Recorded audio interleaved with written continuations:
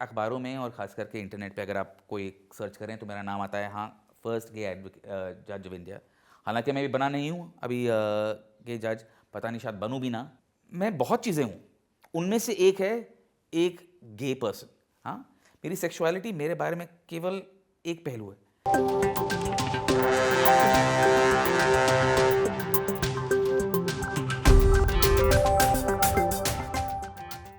बहुत बहुत मुबारक हो नई किताब के लिए। और सबसे पहला ख्याल आपके दिमाग में क्या आता है जब आप अपने आप को एक ऑथर के रूप में देखते हैं कि आप क्योंकि जो सुर्खियां जो जो बनती हैं अखबारों में वो आपको केवल एक गे लॉयर के बारे में करते हैं। अगर कोई जवान या कोई नौजवान या बच्चा किसी छोटे शहर में या किसी गांव में कुछ पढ़ रहा होगा इंटरनेट, और वो जाके सर्च करेगा इंटरनेट पे और मेरा नाम पढ़ेगा, तो उसे भी विश्वास होगा कि हाँ, अगर मैं भी समलैंगिक हूँ तो इसका मतलब ये है कि अगर सौरभ कृपाल जैसे व्यक्ति या कोई और व्यक्ति कुछ बन सकता है तो मेरे में भी क्षमता है कि मैं भी कुछ बन पाऊँ। तो ये देख के मुझे थोड़ा गर्व होता है कि हाँ, मैं नहीं चाहता कि मैं सिर्फ एक गे वकील की तरह जाना जाऊं, लेकिन अगर उससे और लोगों का लाभ हो रहा है, ख़ास करके उन लोगों का जिनके पास और कोई चारा नहीं है या जो बहुत दुखी हैं कि शायद वो अकेले ही कोई समलैंगिक या कोई क्वेयर इंसान हो, अगर उनको लगे या उनकी फैमिलीज़ को लगे कि तुम अपनी सेक्सुअलिटी को छुपा लो क्योंकि आगे जाके पता नहीं क्या होगा, तुम कुछ कर नहीं पाओगे, समाज तुम पे हंसेगा, अगर वो मेरे को देख के सोच सकें कि हम भी कुछ कर सकते हैं, अगर ये कर सकता है तो हम भी कुछ कर सकते हैं, तो मेरे लिए बिल्कुल मैं इसको मानने को तैयार हूँ कि मैं सिर्फ एक ही चीज़ हूँ। तो हम जब सरकार की और ये जो अभी जो भाजपा की जो सरकार है केंद्र में, उनके ऊपर काफ़ी ये काफ़ी विवाद का विषय रहता है कि ये केवल हेडलाइन मैनेजमेंट करते हैं और केवल ये वही चाहे अपॉइंटमेंट हो भारत की पहली ट्राइबल महिला को राष्ट्रपति बनने का एक मौका देने का, तो ये हेडलाइन मैनेजमेंट में बहुत माहिर लोग हैं। आपका हेडलाइन मैनेजमेंट क्यों नहीं हो रहा है फिर सरकार के द्वारा अभी तक? शायद सरकार को किसी ट्राइबल व्यक्ति को राष्ट्रपति बनाने में कोई कठिनाई नहीं हो, लेकिन मेरे को लगता है सरकार में या तो ब्यूरोक्रेट्स या पॉलिटिशियंस या कोई अन्य व्यक्ति होंगे सरकार में जो सोचते हैं समलैंगिकता अभी भी एक अपराध तो नहीं रहा क्योंकि 377 को रीड डाउन कर दिया गया है, लेकिन ये अनैतिक है या ये अच्छी बात नहीं है, ठीक नहीं है। कई लोगों की सोच पुरानी है। हर व्यक्ति आपकी तरह निष्ठा जी और हमारी तरह नहीं होता कि सोचें कि हम तो अपना जीवन जी रहे हैं और आप भी हमारे जैसे लोगों के साथ हंसते खेलते बैठते उठते हैं, हमें हमारे सर पे कोई सींग नहीं है। लेकिन कई व्यक्तियों को लगता है, कई लोगों को लगता है कि ये बिल्कुल अननेचुरल है और हमारी सभ्यता की, हमारी संस्कृति के बिल्कुल खिलाफ है। हालांकि ये बिल्कुल सही नहीं है। अगर आप अपने पुराणों को पढ़ें, वेदों को पढ़ें, इसमें समलैंगिकता तो हर हर जगह है। और महाभारत में सिर्फ भी, सिर्फ इंसानों में नहीं है, जानवरों में है जानवरों में, समलैंगिकता। हमारे महाभारत में शिखंडी को देखिएगा। हाँ, तो वहां से शुरू होते हुए अर्धनारीश्वर, शिव जी आधा उनका रूप, आधा औरत का, महिला आधा का आदमी है। का। हाँ, तो ये तो हमारी सभ्यता है, बल्कि ये रही है कि हम माने कि समलैंगिकता है। लेकिन अगर सरकार में कुछ लोग हैं जो अपनी नई सभ्यता को सोचते हैं जो किताबों में ना हो, शास्त्रों में ना हो, अब उसका तो कुछ नहीं करा जा सकता।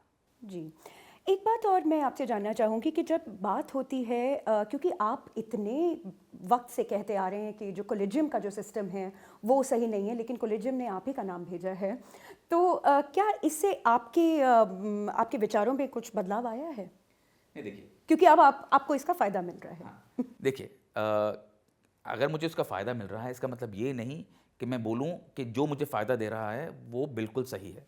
ये मेरी तरफ से अनैतिक होगा मुझे लगता है। अगर मेरा विश्वास है कि कॉलेजियम सिस्टम सही काम नहीं कर रहा, उसमें पता नहीं चलता कि पीछे कौन, क्या, किस कारण कोई डिसीजन ले रहा है, तो वो सही नहीं है सिस्टम। हाँ, उन्होंने मुझे बना दिया या मेरी रिकमेंडेशन कर दी, तो ये नहीं कि एक सिस्टम जो ठीक नहीं है उसका हर डिसीजन गलत होगा, ऐसी बात नहीं है। लोग कह सकते हैं कि वो ये जो उन्होंने निर्णय लिया है मुझे बनाने का वो शायद गलत हो, मैं तो खुद तो नहीं कह पाऊँगा वो, तो शायद वो सही हो, मुझे तो सही लगता है। लेकिन ऐसा थोड़ी होता है कि जो कोई कोलिजियम गलत है तो हर डिसीजन उसका गलत होगा, नहीं, कई सही होते हैं। लेकिन कोलिजियम के साथ प्रॉब्लम ये है कि कई सही डिसीजंस के साथ अनेक गलत डिसीजंस भी आती हैं, और ख़ास करके डिसीजन ठीक हो या गलत हो वो तो एक चीज़ है, लेकिन उसके आस इर्द गिर्द जो सीक्रेसी रहती है कि पता नहीं कि क्यों इस तरह का डिसीजन लिया जा रहा है, वो सही नहीं है, वो मेरे को लगता है डेमोक्रेटिक भी नहीं है। आपके बारे में लोग कहें कि आपका नाम कोलिजियम ने सिर्फ इसलिए दिया है क्योंकि आपके पिताजी चीफ जस्टिस ऑफ इंडिया थे। हाँ, मैं इसके बारे में कई बार बोल चुका हूँ कि मेरे पास बहुत सारे प्रिविलेजेस थे। मैं अमीर ख़ानदान से हूँ, मेरे पिताजी जज थे, मैं उच्च जाति का हूँ, ये सब तो सच है। लेकिन मैं आपको ये कहूँगा कि अगर आप 30 साल पहले देखें जब मैं वकील बना था, क्योंकि आज मुझे ऑफ़र दिया गया है चीफ जज बनने का, लेकिन क्योंकि मैं वकील 30 साल पहले था। अगर आप 30 साल पहले देखें तो निष्ठा जी बात ऐसी थी कि सारे के सारे लोग जो वकील बने थे तब, सारे तो सारे नहीं, बहुत सारे लोग जो वकील बने थे, सब इसलिए बने थे क्योंकि उनके माता पिता जज थे, वकील थे, और देश में कोई चारा नहीं था और कुछ प्रोफेशन करने का, बिजनेस करने का। ये 1990 के आसपास की बात कर रहा हूँ। 91 में लिबरलाइजेशन शुरू हुई थी, तो उससे पहले तो जो वकील का बेटा था वकील बनता था, डॉक्टर का बेटी थी वो डॉक्टर बनती थी। इस प्रकार का सिलसिले वैसे चल रहे थे। हाँ, तो 30 साल पहले मेरे जैसे काफ़ी सारे लोग थे जो वकीलों के बच्चे थे या जजों के बच्चे थे, जो पहली जनरेशन के वकील थे वो तब नहीं आए थे। तो शायद इस कारण मुझे पूछा गया।